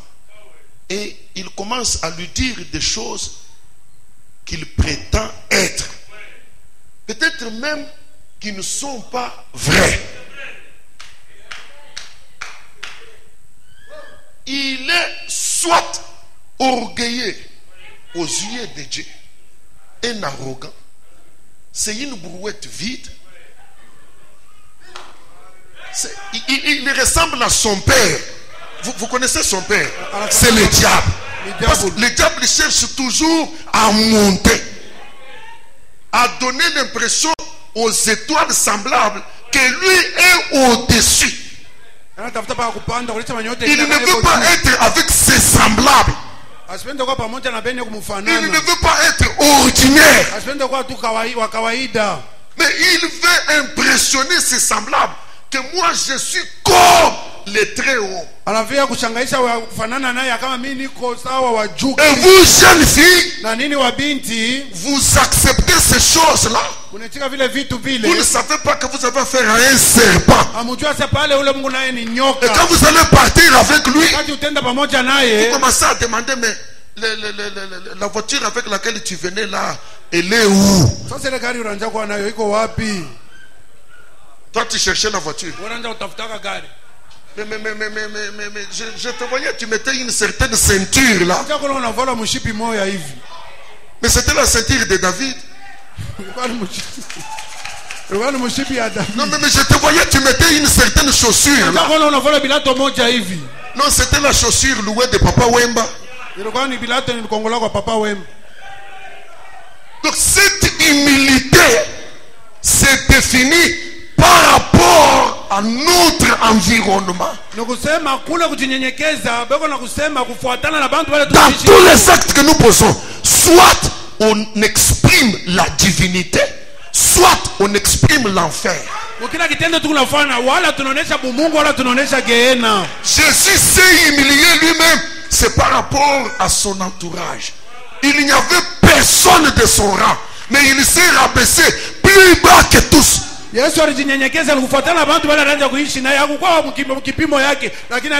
Existant sous la forme de Dieu, mais ne considérant pas cela comme une proie à arracher, il se dépouilla lui-même jusqu'à paraître un homme simple et pourtant Dieu. C'est ça la divinité. Je prie que ça ne vous fasse pas mal. Je prie juste quelques minutes, je vous laisse. Pardonnez-moi, supportez-moi. Si je ne vous dis pas ces choses, je serai un mauvais pasteur. Amen. Et excusez-moi de vous dire ça. C'est ça que moi je comprends être le baptême du Saint-Esprit. Amen. En dehors de toutes les émotions, le baptême du Saint-Esprit, c'est le Zoé, la vie immortelle de Jésus-Christ revenu sur un croyant. C'est ça le baptême du Saint-Esprit. C'est la divinité retournée sur le croyant. Jésus a exprimé Dieu. Le croyant exprime Jésus. Yesu alionesha Mungu, muamini anaonekanisha Yesu. Alors maintenant, sasa, parce que ça se définit par rapport à notre entourage, Dieu vous plonge dans un certain milieu. Et il attend de vous l'expression de la divinité. Amen. Dieu lâche ses commandos. Ils vont s'identifier. Ils sont disséminés ça et là. On les reconnaîtra. Supportez-moi, église. Jésus dit, on les reconnaîtra par leurs fruits. Mes disciples ne seront pas reconnus à cause d'une appartenance à une assemblée. fulani. Mais mes disciples Lakini watumishi wangu seront reconnus par leurs fruits. batabatambua kupitia matunda yao. Ils porteront mes fruits. Wao watatoa matunda yangu. Ils porteront mes fruits. Wao watachukua matunda yangu. Si ce sont des branches Kama ni matawi qui sortent du cep original, yenye kutokea kumuti wa kumwanzo, ils porteront mes fruits. batatoa matunda yangu. Si ce sont des branches greffées, Kama tu ni mayani balichomeka, ils vivront de ma sève, bataishi na maji yangu. mais ils produiront des fruits de leur arbre d'origine. Lakini batatoa matunda ya muji kule batukuna. C'est cela ma prédication. Ndio mahubiri yangu. Ça ne sert à rien de faire du bruit. Haisaidia kitu kufanya kelele. Produisons des fruits. Tutoweni matunda. Ça nous identifie. Inatutambulisha. On reconnaîtra Watatambua qui est celui qui sort de l'arbre original, ni nani anatoka kumuti wa l'arbre kumwanzo, de vie, muti ya uzima, le Seigneur Jésus-Christ. Bwana Yesu Kristo. Et on reconnaîtra qui est faux. Na watatambua wabongo ni nani. Et je vous informe Na mimi nimejulisha que sur le cep Jésus, ya kama kuile muti Yesu il n'y a pas que des branches originales. hakuna paka miti ya kumwanzo. Il y a des greffages. Kuko mamiti ile balichomeka. Cet ensemble de femmes qui sont capables de lui dire: laisse-nous simplement porter ton nom. Mais nous avons notre nourriture. Nous avons nos habits. Elles peuvent être nombreuses. Elles veulent porter le nom d'un seul homme. Parce que c'est un nom qui fait la fierté. Tout le monde aime le nom de Jésus. Tout le monde aime parler de Jésus. Tout le monde aime chanter Jésus. Mais ce sont des branches greffées. Et elles ne porteront jamais le fruit de l'arbre original. L'arbre original, c'est Jésus. Muti ya kumwanzo ni Yesu. Wao Frère Branham dit, Ndugu Branham anasema il a été coupé ile muti par les Romains. balikataka kwa Waroma. Mais aussi vrai que des fois de font 4, Lakini paka il sortira des branches originales. kutatoka matawi ya kumwanzo kwa ile muti. Il sortira des branches originales. Kutatoka matawi ya Et kumwanzo. ces branches Na ile matawi reproduiront Jésus. itaonekanisha tena Yesu. Et Jésus Na Yesu avait des sentiments. alikuwa na mania Oui. yake. Quel genre de sentiments? Mania ya je Existant sous la forme de Dieu. mwenye kuishi muumbo ya Mungu. Mais ne considérant pas cela comme une proie à arracher le fait d'être égal à Dieu. kunyang'anya kuwa pamoja na Mungu. Mais c'est débrouillant. Lakini anajivula, S'humiliant lui-même. anajinyenyekeza yeye peke. Ça se reproduira quelque part. Itaonekana tena nafasi moja hivi Au travers de l'arbre. kupitia Au muti, travers d'une branche. kupitia litawi moja. C'est ainsi que le Seigneur lui-même, Ndio kwa maana Bwana yeye mwenyewe il a donné cette parabole que nous avons lue. alileta hii mfumbo tulisoma. C'est Jésus Ni Yesu qui a donné cette parabole. alileta hii mfumbo. Il a parlé de ces pharisiens et de ces publicains. Alisema juu ya ule mfarisayo na ule mtoza kodi. Il dit, Seigneur, Anasema Bwana, je te remercie. nakupigia asante. Il dit ça où? À l'autel. Anasema wapi? Ile kumeza bao. Oh, que Dieu puisse vous aider, l'église. Mungu apate C'est nisaidia kanisa. exactement comme les deux offrandes qui étaient présentées par Caïn et Abel. Iko kabisa kabisa sasa ile masadaka waleta kwa Kaina na Abeli. Elles s'étaient toutes adressées à Dieu Yote et non pas à Satan. barumpelekao ni Mungu, hapana shetani. Mais l'un a la révélation, l'autre n'a pas la révélation. Mmoja ana ufunuo, mwingine ana na ufunuo. Merci Seigneur. Asante Bwana. Et si tu viens de l'arbre Lucifer, l'arbre orgueil, tu ne seras qu'orgueilleux. Kama unataka Et kumuudhi l'orgueil là, c'est par rapport à ton entourage. na ile kiburi ile ni kufuatana na bantu bale uko naishi nabo. Je me demande si j'ai encore l'église avec moi. Mimi najiuliza kama kanisa iko Mais nanifuata. je suis en train de vous dire des choses incontournables. Unaniambia bibi, Je vous le répète, église, les cieux et la terre passeront, mais cette parole ne passera jamais. mimi niambia kanisa, mbingu na dunia itapita lakini hii neno haitapita kamwe.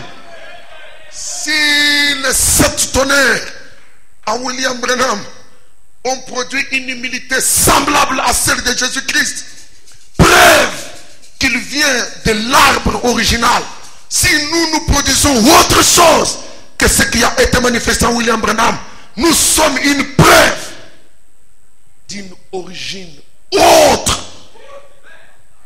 que le même chant d'où vient William Branham. Mais je crois de tout mon cœur, Dieu prédestina Branham. Il a prédestiné un style. Il a prédestiné un peuple qui dira c'est ça que j'attendais, qui croira cela et qui se conformera à cela. C'est une prédestination. Et celui qui ne vient pas de Dieu, il ne répondra jamais. Il ne répondra jamais. Seigneur, je te remercie. Seigneur, je te remercie. Parce que tu as fait de moi ce que je suis. Je suis différent. Je suis différent de tous ces gens ici. Même de ces publicains qui sont en train de dresser l'autel ici. Vous comprenez que ici, quand nous venons à l'autel, même quand vous priez là où vous êtes là, vous ne savez pas qui est à côté de vous. Amen. Vous ne connaissez pas ce que Dieu capte. Pendant que ton voisin prie. Ça peut être un pharisien. Il y a des gens ici qui n'ont aucune considération pour quelqu'un d'autre. Il y en a ici. Aucune considération pour les autres.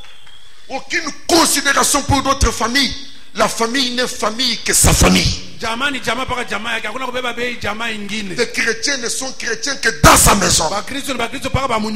Tous les autres, Seigneur, tu m'as fait différent d'eux. Je ne suis pas comme eux. Ce sont des publicains. Moi je paye ma dîme. Moi je donne mes offrandes. Un pharisien. Et Jésus-Christ te dit, tu retournes avec ta culpabilité. Il ne te reconnaît pas.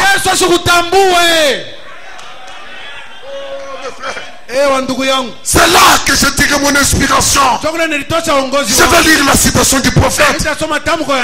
Ne pensez jamais être meilleur que quelqu'un d'autre. Ne pensez jamais que cette pensée-là ne vous traverse pas.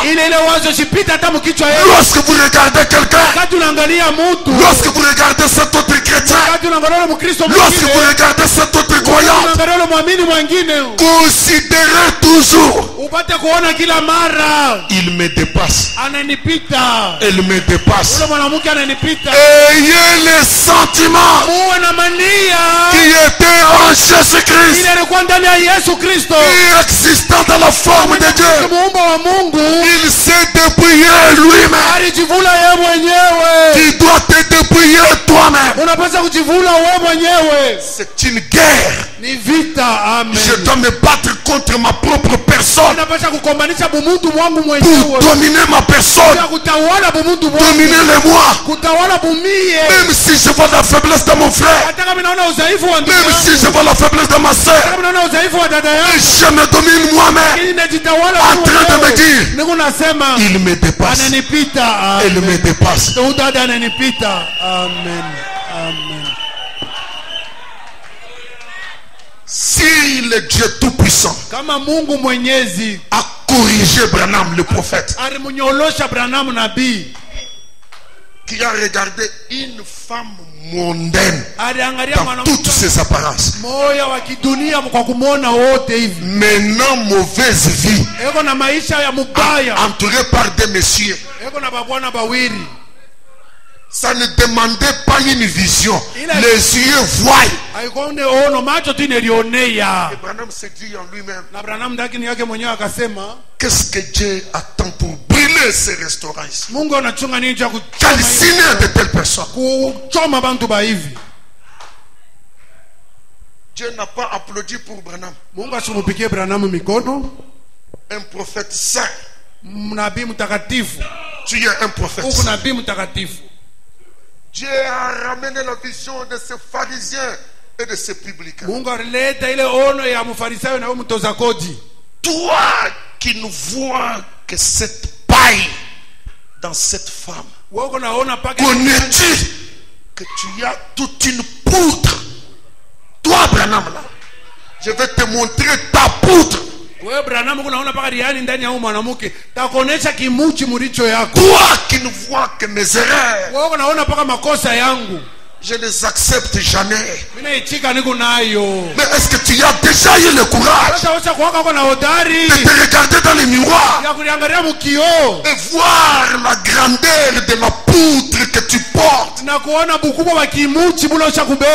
Tournons les caméras. Au lieu de regarder ailleurs, tournez vers soi-même. Jésus va te donner une vision de qui tu es. À ses yeux, un prophète saint avec une commission de l'ange, avec un ouche au bas âge, avec l'apparition de la colonne de feu à sa naissance. Dieu ne lui montrera pas les fautes de quelqu'un d'autre, ses propres fautes. Et il se voyait lui-même comment il péchait, et la colère de Dieu descendait pour l'écraser pendant qu'il était prêt à crier horriblement. Il voyait une auréole de sang, l'arc-en-ciel qui se met entre lui et la colère de Dieu, ses propres péchés. Tourne la caméra ce matin. Toi qui ne vois que mes défauts, tu pensais que tu n'allais pas en trouver.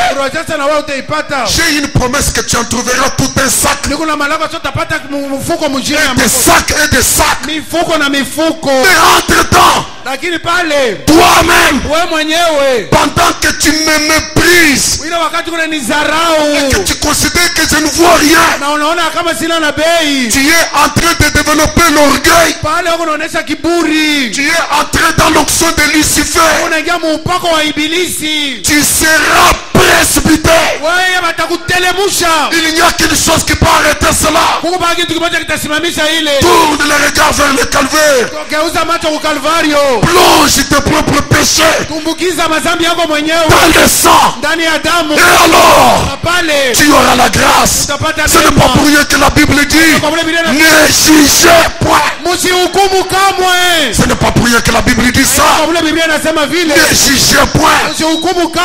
Merci Seigneur Jésus. Quand Branham, la vision a changé, le condamnateur, le juge Branham, il est allé devant la femme en commençant par la repentance. Du plus grand au plus petit. Madame, tu peux être une fille de Dieu et tu es une fille de Dieu malgré l'état où tu te retrouves. J'étais en train de te condamner tout à l'heure. Dieu m'a redressé. Dieu dans la chair humaine diminuant jusqu'à passer pour un homme simple. Je ne vois rien. Ça c'est la divinité exprimée. Et avec cela, quand il s'est réduit de cette manière, sans un évangile marteau, juste parce qu'il a vécu l'humilité, il a touché le fin fond des entrailles du cœur de cette femme. Je suis rétrograde. J'ai abandonné Dieu. Le restaurant était devenu une réunion de prière à l'ancienne mode. Tu l'appelles biblicain, mais tu ne connais pas ce qui se passe dans son cœur. Pendant que lui il s'est vanté,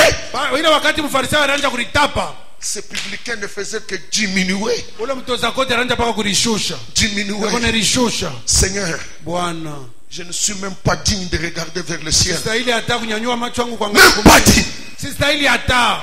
Aie pitié de moi. Sois apaisé sur moi. Nisikile kwa huruma, utulizane kwa Sois mbele yangu. apaisé. Utulizana mbele yangu. Pécheur que je suis. Mtenda zambi mimi niko. Vous savez, l'orgueil nous a tellement saisis que c'est difficile que nous puissions reconnaître que nous sommes des pécheurs, comme Ésaïe avait reconnu dans la présence de Dieu. Comme tous les saints qui accèdent à la présence de Dieu reconnaissent. Comme William Branham reconnaît qu'il est pécheur, sauvé par la grâce, quand il accède à la présence de Dieu. Frère Branham dit, le signal que tu as accédé à cette présence, tu reconnaîtras que tu ne vaux rien. Alama ya kuleta sasa kufikia ile kipimo tambua kama wewe hauko kitu. Mais lui, il vaut quoi? Il vaut quelque chose. Yeni yeko na nini? Yeko na bei kani? Yeko na bei moja. Je vais arrêter. Parce que Itasimamisha. ça commence à beaucoup me pincer. Vous savez, Najua Agar Agari n'était pas digne de devenir la femme d'Abraham. asikustahili kuwa Abraham mke n'est wa jamais Ibrahimu. allé épouser Agar. Ibrahimu asenda kama kumwoa Abraham Agari. a dit à sa femme d'engager une bonne. C'était une femme indigne qui a été approchée dans la maison d'un boss pour rendre des services à la maîtresse. Mais tellement l'épreuve de la maternité avait duré, c'est la maîtresse qui dira à son mari, prends même cette servante, qu'elle me donne des enfants. Les enfants qu'elle aura, je vais les prendre comme mes enfants pour couvrir ma honte. Une indigne. Et la Bible dit, Abraham écouta le conseil de sa femme et prit Agar pour femme, ou l'a connue comme femme, et elle conçut.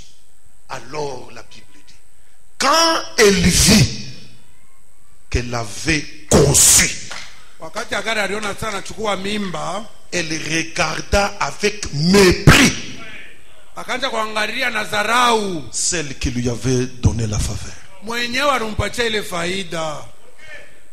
L'orgueil Kiburi l'a saisie. ilimshika Agari, Elle est montée sur le cheval des Égyptiens alipanda pa farasi wa Misri, parce qu'elle était égyptienne. kwani yeye alikuwa Mumisri. Même quand elle a bénéficié de la grâce, dans son sang, elle était égyptienne. Hata pale Elle alipanda est restée égyptienne. Même quand tu auras reçu la grâce de croiser ce précieux message, et si tu ne viens pas de la pensée de Dieu, tu garderas tes origines de Lucifer. Que Dieu nous fasse grâce.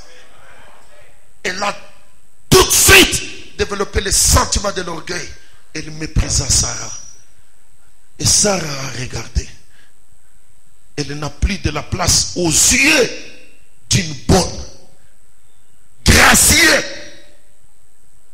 qui devrait marcher la tête inclinée chaque jour, qui pouvait même essuyer les pieds de Sarah. Mais elle a oublié d'où elle venait. Frère Lucifer, le trône où tu te retrouves là, tu ne t'y es pas retrouvé par ta force. C'est Dieu qui t'y a mis. C'est Dieu qui a fait de toi ce que tu es. Tu ne vaux rien. Mais elle est montée. Parce qu'elle monte, la Bible a dit, celui qui s'élève sera abaissé. Sarah s'est levée. Elle a dit, l'opprobre que je subis aujourd'hui, Abraham, je dépose cela sur toi. C'est parce que je t'ai donné cette femme qu'aujourd'hui je suis humilié. Abraham dit, elle est entre tes mains. Fais d'elle ce que tu voudras. Et elle et sa grossesse. Sarah s'est levée. Allez. Elle était pleurant sur le chemin. L'ange de Dieu est venu lui dire, c'est à cause de ton orgueil que tu te retrouves sur ce chemin. Je n'ai pas une solution que celle de te ramener. Il y a un chemin de retour. Amen. Humilie-toi sous la main de Sarah. Humilie-toi. C'est le seul chemin de retour. C'est la brèche que Dieu te donne ce matin. Lève-nous, Église. Ne pensez pas et jamais que vous êtes meilleur que quelqu'un d'autre.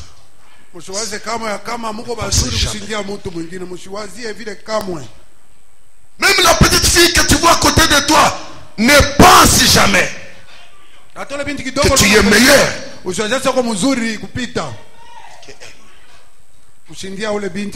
le miroir peut être projeté sur toi. Tu ne voudras même pas qu'on parle de toi à haute voix. C'est valable pour moi. C'est valable pour n'importe qui. Que tu sois diacre, que tu sois le pasteur, que tu sois ministre, que tu sois administrateur, que tu sois n'importe qui, personne n'est épargné. Il n'y a qu'un seul chemin de retour.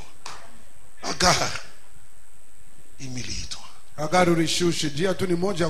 Sous la main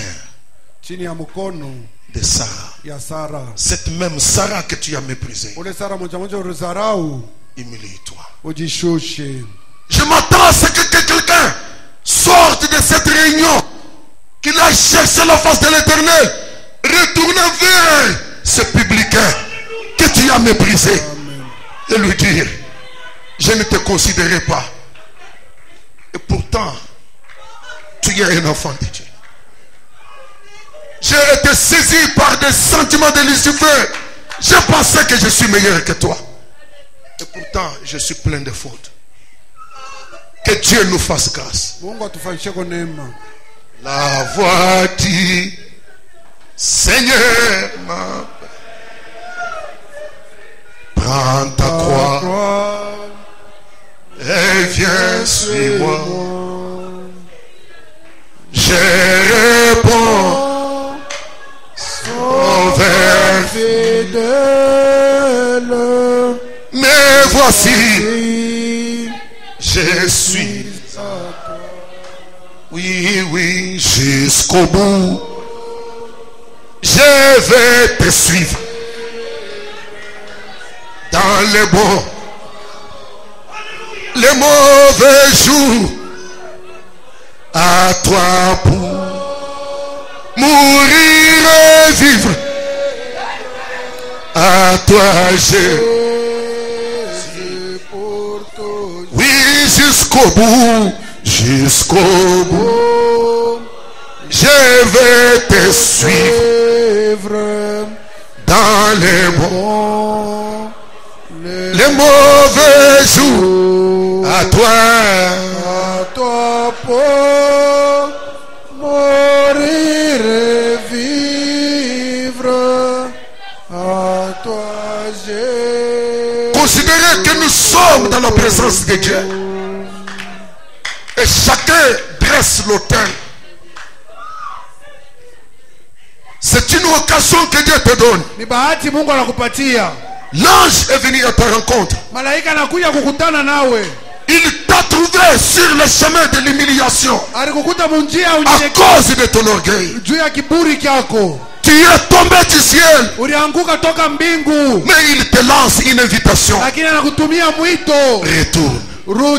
Si tu es de Dieu, tu vas t'agenouiller dans ton cœur et tu crieras à l'Éternel. Prions ensemble le Seigneur. C'est une brèche que Dieu nous donne.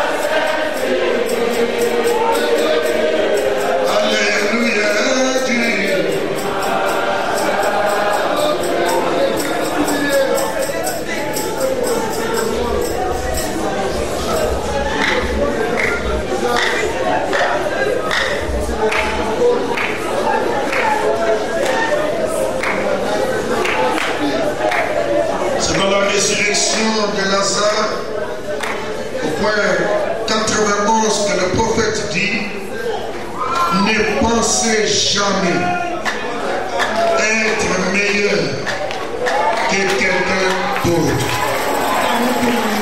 Ne pensez jamais être meilleur que quelqu'un d'autre.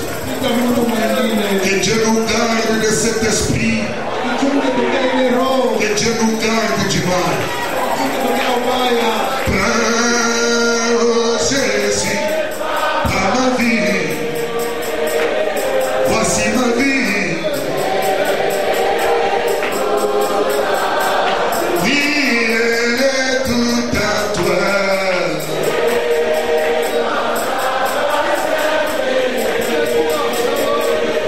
Mon Seigneur.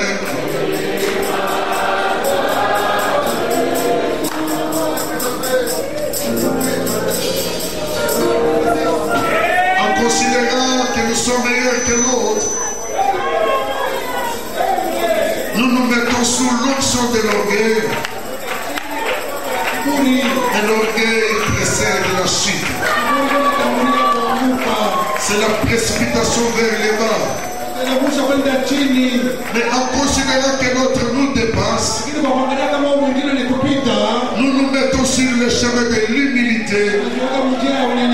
C'est le chemin de l'élévation et la domination sur le mauvais esprit. Que le Seigneur nous fasse grâce.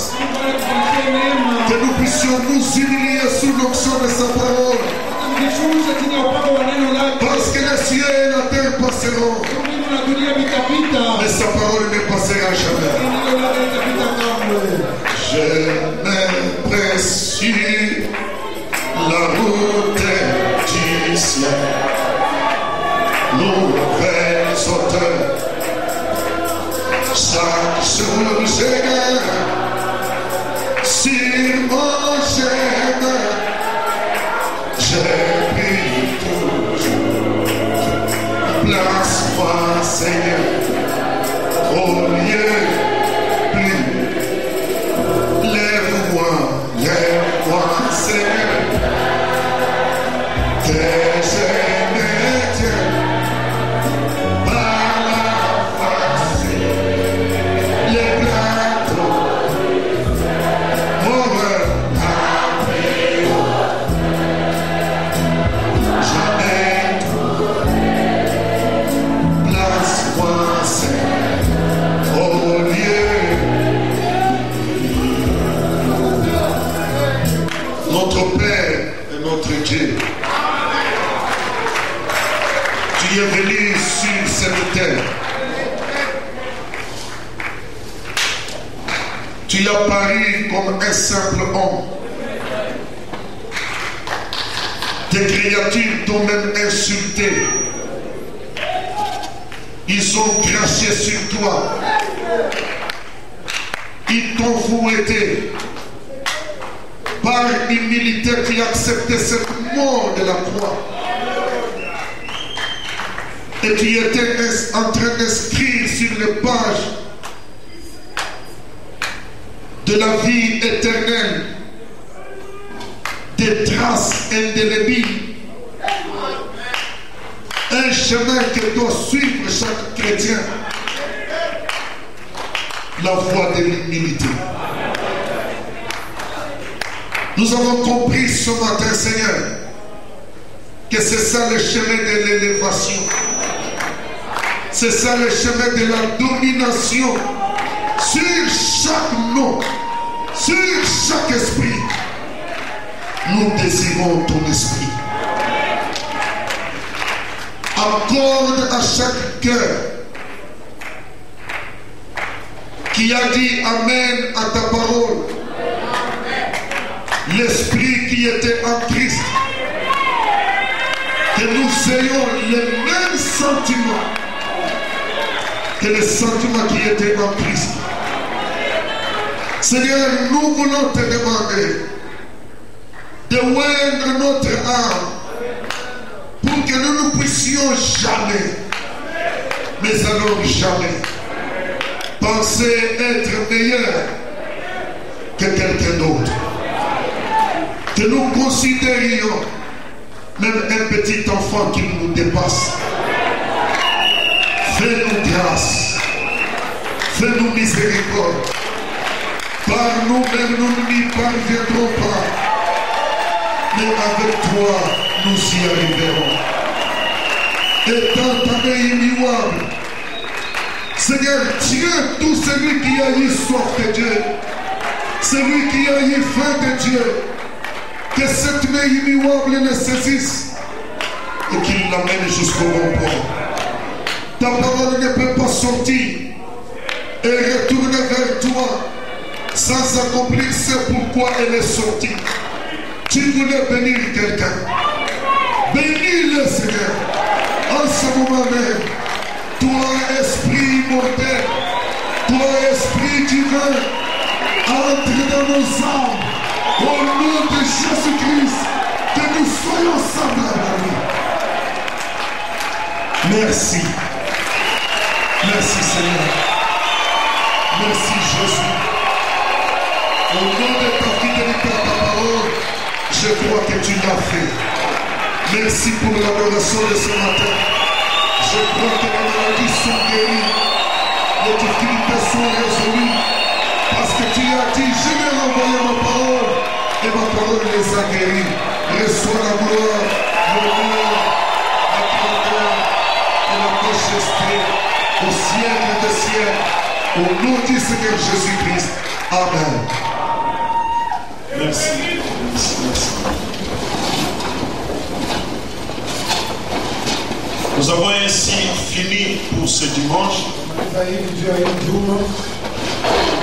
Je répète que mercredi nous aurons réunion à 16h30. Et vendredi le matin à 9h30. C'est dans cette réunion de vendredi matin que nous amènerons notre offrande d'action de grâce à Dieu pour ce qu'il a été pour nous tout au long de cette année 2020.